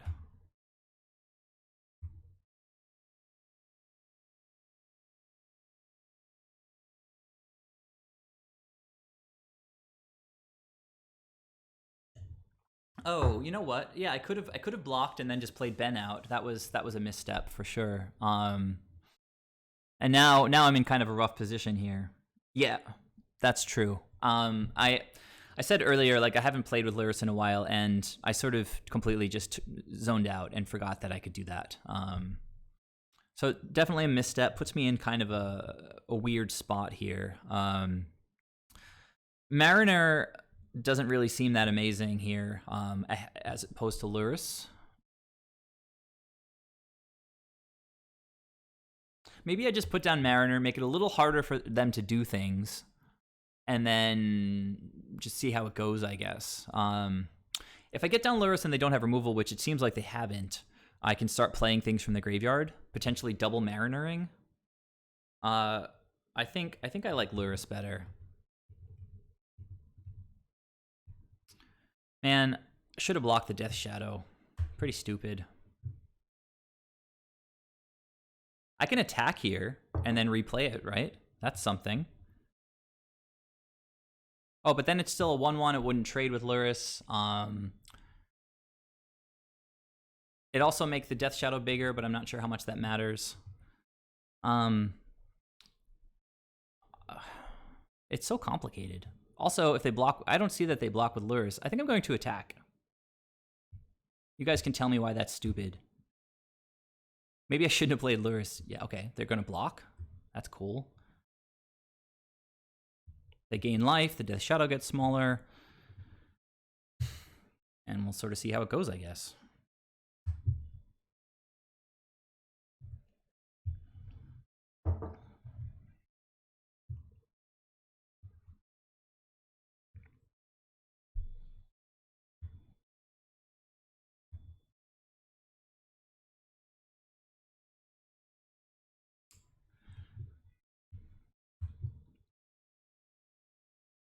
Come on, opponent, just pass the turn, please.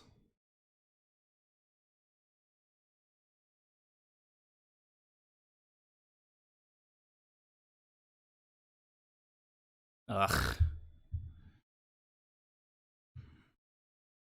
Well, that was a great draw. Good draw, deck. Hey, thanks for joining me. Yeah, they didn't do well by blocking there. So let's hang on a sec. Let's just take a second. This is game one. I mean, Mariner seems to be the clear choice. Trickster, we can't cast on their turn because Luris is only on your turn, right? I think.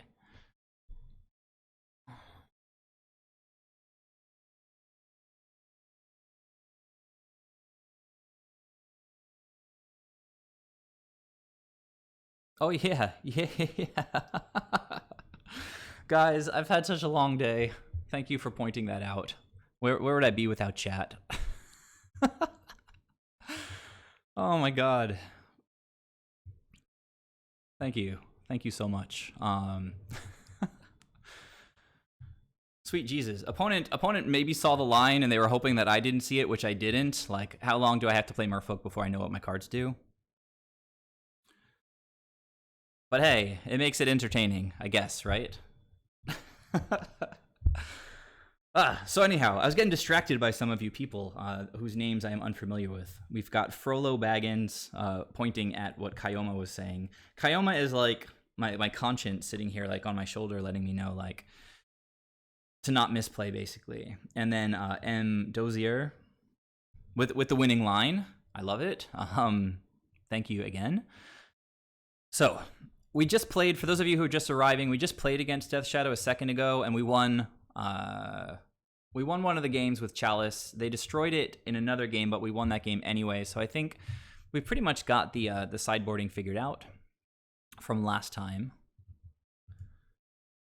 Now, we didn't see any blue mana in that game, so it's possible we should just keep our Spreading Seas in. They could be quite good. Hard to say. Did the opponent just get screwed on their blue mana, or are they just on black-green? Maybe you guys can Google the opponent. This guy, Gazerma. Is he on just Jund, or does he play blue? He's playing Cling. I don't know if that makes a difference. So cards that I take out all the forces. I took out all the bends just to not like non-bow with Chalice, and early aggro isn't super important because I trimmed one vial, I think. Yeah, this is dope. This is I mean, it's got a lot of pretty standard stuff at this point, but the Dogfish, a really talented Merfolk player, 5-0'd, 2-0'd. He 5-0'd twice with this deck in like the last week, so it's definitely solid. I'm going to say we didn't see blue, so let me take out the Spreading Seas, and that'll put us exactly on 60. And I think this is a good setup. So for those of you unfamiliar with my stream, I play Merfolk on Wednesday evenings, and I play Soul Herder on Monday evenings. I 5-0'd twice with my Soul Herder list in the past week. The most recent 5-0 should post this coming Friday. Unfortunately, I started this stream at 4-0 on a Soul Herder league, and I lost to Ponzo, which is an extremely favorable matchup. This is ridiculous. So we're going to keep it, and we're going to win. Opponent mulligans to 6.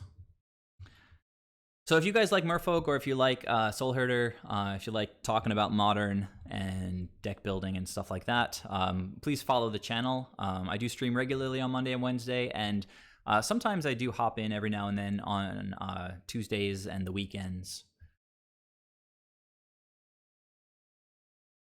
I mean, where else are you going to see me miss an obvious winning line with Lurrus and Trickster in the graveyard? Something that I guess I'm just spacing out and losing track of is the fact that, you know, Death Shadow is constantly at an extremely low life total. And I had a 3-power attacker against 3 life, so I should have been looking for ways to get rid of their blocker. But I wasn't. I was just in La La Land, I guess. What is the opponent going to take here? Who knows?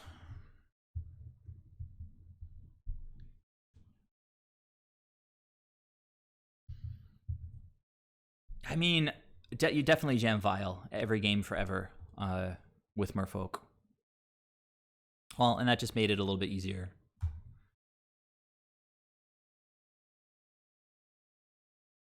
Yep, I totally agree. And that extra Chalice is a terrible draw. But the fact that we have double... I mean, so the extra Ether Vial is a terrible draw, but the fact that we have double Chalice means that we should do quite well in this game.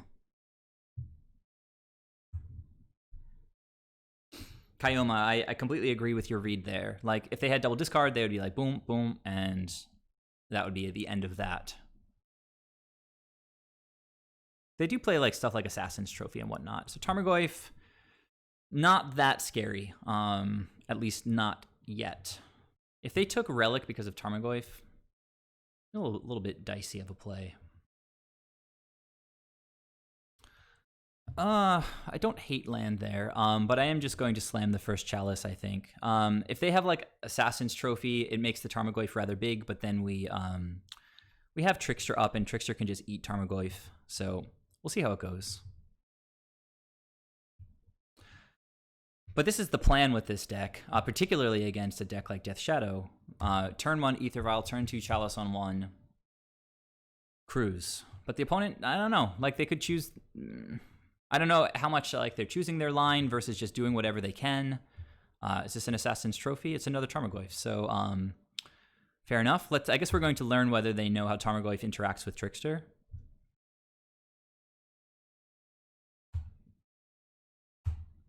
So Merfolk would be a good draw here. Ether Vial is just a sort of a dead card for the moment. We do have Chalice, Cavern, so we could potentially play Ben if I didn't sideboard him out. But you could see that Benthic Biomancer wouldn't be great on this board. Like a Tidebinder would just be kind of the nuts here, I guess.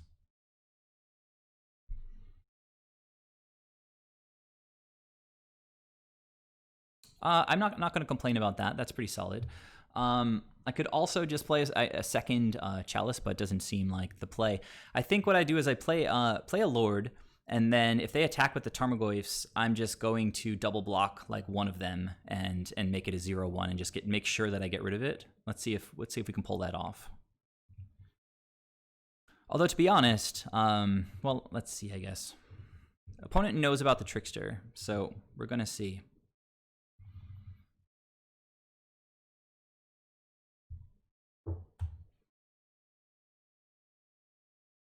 Another way to get opponents with Tarmogoyfs is to attack into them, see if they block, and then Trickster.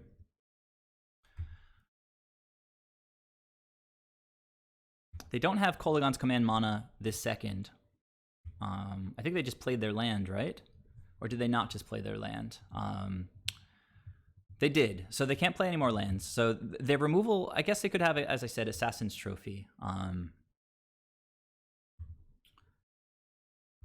But we're going to see how it goes. Well, that's pretty cool. All right, so opponent respecting the Trickster. That's cool. And I'm going to keep it in hand because it's keeping 2 Tarmogoyfs at bay. It's like an Ensnaring Bridge or like a Worship or something.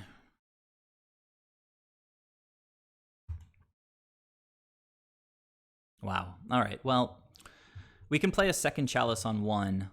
We could also potentially play a Chalice on 2 to try to lock them out, but I think another Chalice on 1 is just fine.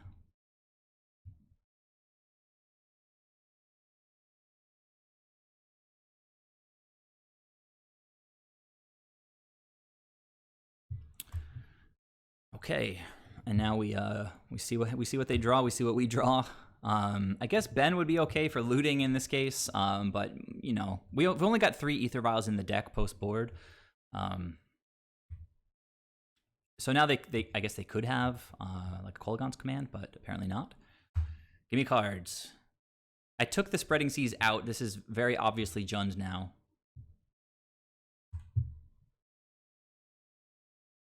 So what have we got in here? We've got no instants. So if I try to kill the Tarmogoyf, Tarmogoyf will live, which is kind of terrible. Unless I trickster it, but we can kind of keep our powder dry, not really like go for it until we have to.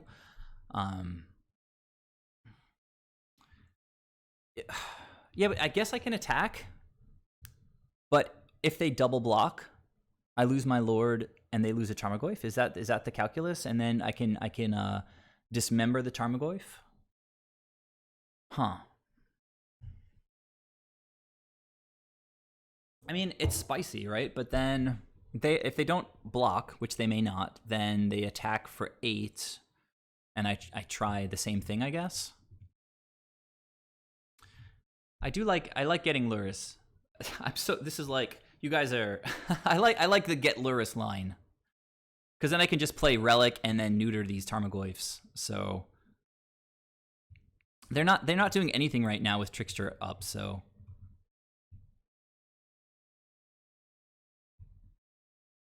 they've got like their Inquisitions are turned off for the time being.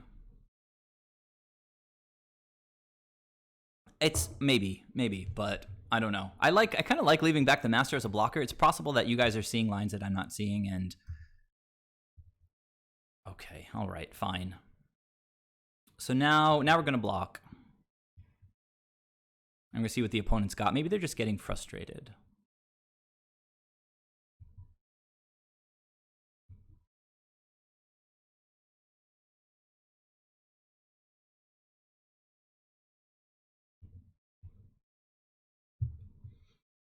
Like they're kind of over the. Actually, I can't play my Relic from the yard. So I guess. Actually, hang on a sec. They can still cast things. It'll go to the graveyard, potentially buff this Tarmogoyf. I was thinking, like, if I could kill that Tarmogoyf, I can just start casting my things from the graveyard. But no need to get ahead of ourselves. My life total is fine.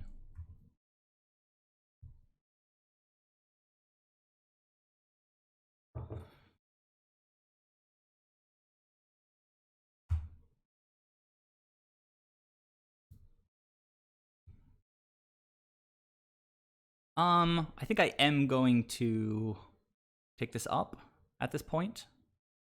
Yes.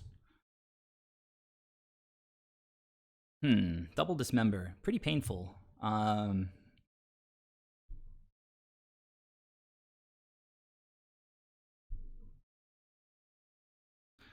So I think this is where we start blocking and just replaying creatures, right? I guess I could attack now and then dismember one of them. Seems fine.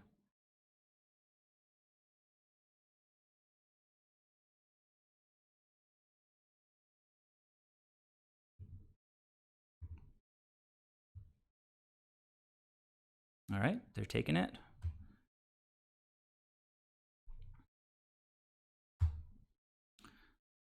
So the dismember would make the Tarmogoyfs 5/6s. I just have to be a little bit careful about that. They would shrink to 1/2s, 6/7s. Oh, just passing. Wow.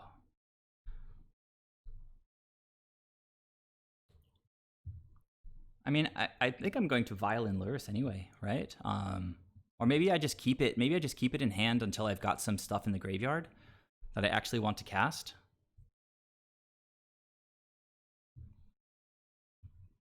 I mean, it's definitely not bad to Vial him in. It's just, I guess these dismembers make our attacks favorable. Need to wrap my head around that. Land not amazing.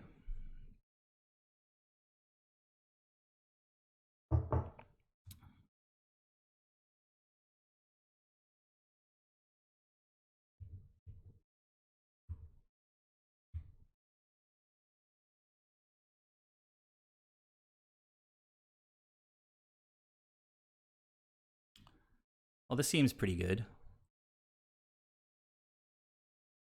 It's still gonna kill Luris though, I think. Hey, Gallows Humor.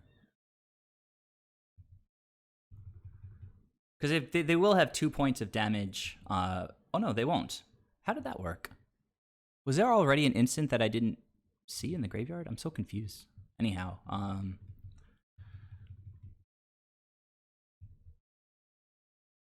well, that's a bit of a blowout, isn't it? All right, let me play this land right now.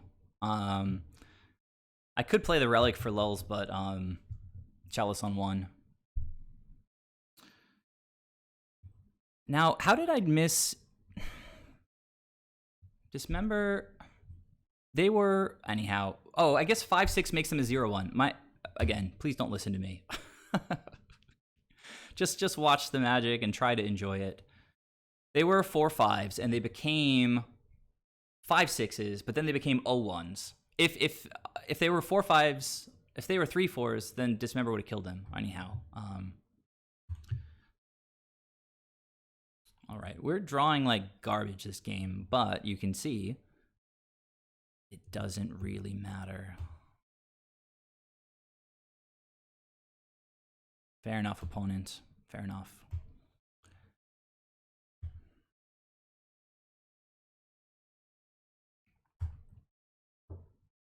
Yeah, no, it's super clear. I was just like crossing my wires with the Tarmogoyf math. All right, so we got game 2, right? So now we know that they're unjund, and I think bringing back Spreading Seas is probably the way to go. Oh, we just won the match. Okay, I thought we lost the first one. Man, I'm like, it's amazing that I'm winning. It's also kind of amazing that I've got 31 people in here right now. Yeah, I was trying to be really careful, and I totally understood what was happening. I just didn't take the logic to its completion. I saw that they were 4/5s. I knew that the Dismember was going to buff them, but I was thinking for a second that they would still be 1/2s, but instead they were actually 0/1s, which turned out to be a massive blowout because I killed both Tarmogoyfs and Luris lived, so good stuff. So anyhow, I was just saying it's incredible that there's 31 people here. I'm getting significantly more viewership lately, and it's really exciting. For some of you guys who just tuned in, I started this stream by finishing a league with Soul Herder where I was 4-0. I got paired against Ponza, which is one of our best matchups, and they just rolled right over me. Like turn 2 Blood Moon, Infinity Removal, like 4-drop, 5-drop, 4-drop, 5-drop. I think the way that they beat me one of the games was they were top decking, and Chandra did her plus. It found a Bloodbraid. Bloodbraid cascaded into Klothys. It was just like, Klothys was alive. Like, he had enough devotion. It was just overwhelming. But we typically bury them in value. I've got stuff like Burrington Forge Tender that can't really be touched by that deck. And then if you get Worship down with Burrington Forge Tender, they literally sort of can't win the game. So anyhow, I ended that league 4-1. Just started this one with blue-white Merfolk. And we're starting off 2-0. Maybe I'll play one more match. Just give me a second, guys.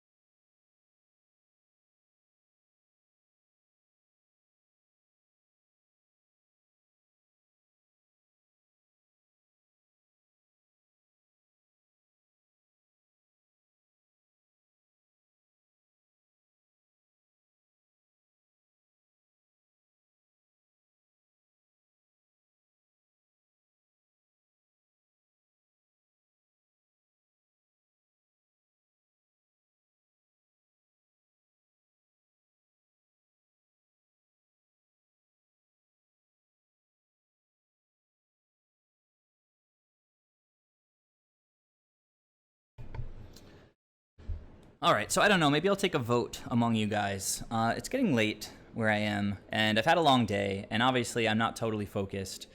I will play another match if you guys really want to see it right now. But if you're just fine, I could probably just pick up the stream tomorrow and finish out the league. It's not a normal streaming day for me tomorrow, but I'll certainly be more focused. So for those of you who are a little bit late to the stream, this is the list. Unfortunately, Cardboard Live right now is still showing my Soul Herder list. Man, look at all those different cards. Merfolk is so much more streamlined. It's not really so much that it's late. It's just like I had a lot of work today, and then I got semi-tilted against Ponza, and from the get-go, like I just didn't feel like my normal self. So maybe I'll go to sleep.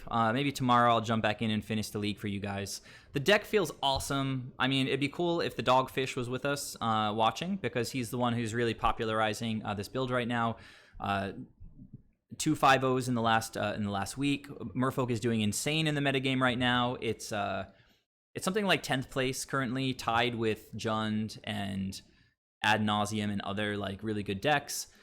I'm going to start making posts on Reddit like every other Friday, sort of checking in on the status of Merfolk in the format, because I feel like it's definitely waning. Waxing. I always forget which one's which. It's growing in the format. It seems like it's really well positioned. We've got finally like a good metagame for Tidebinder. Even Harbinger of the Tides does great work against Death Shadow, against Prowess, against a lot of decks actually. So yeah, same as Jund. So I really like this white-blue build as opposed to the Bant, because we have way more basic islands than Bant. I actually have a Bant build here, and you can see it's got 2 islands. So if you get paired against Ponza, if you see a Magus or a Blood Moon, you're just going to get body slammed. So, I mean, you do have Ether Vial, but they also have ways to deal with artifacts, right? So just not going to be a good time playing against Blood Moon with this deck, and Blood Moon is kind of all over the place with Astrolabe being out of the format. So my favorite build of Merfolk is just mono blue. I love smooth mana. It's a really classic tribe from like the oldest history of Magic the Gathering, Alpha, right? Lord of Atlantis, just incredible history to the deck, and I just want them to print a few more really pushed blue Merfolk so that we can sort of really tuck into mono blue. So I don't know, maybe you guys aren't all in the Merfolk Discord, but there's all sorts of pins for different takes on the deck right now, and yeah, it's a lot of fun. Mariner, great in a lot of matchups. We got paired against Death Shadow twice this evening, and it seems like the build is very well situated against the matchup, because Chalice of the Void is just like kind of game over. And yeah, it feels very good. If some of you guys are not following the channel, I'd really appreciate it if you could give me the follow. I'm probably going to try to jump on tomorrow, finish up this league. And what else? If you want to see Soul Herder, I'm going to stream on Monday nights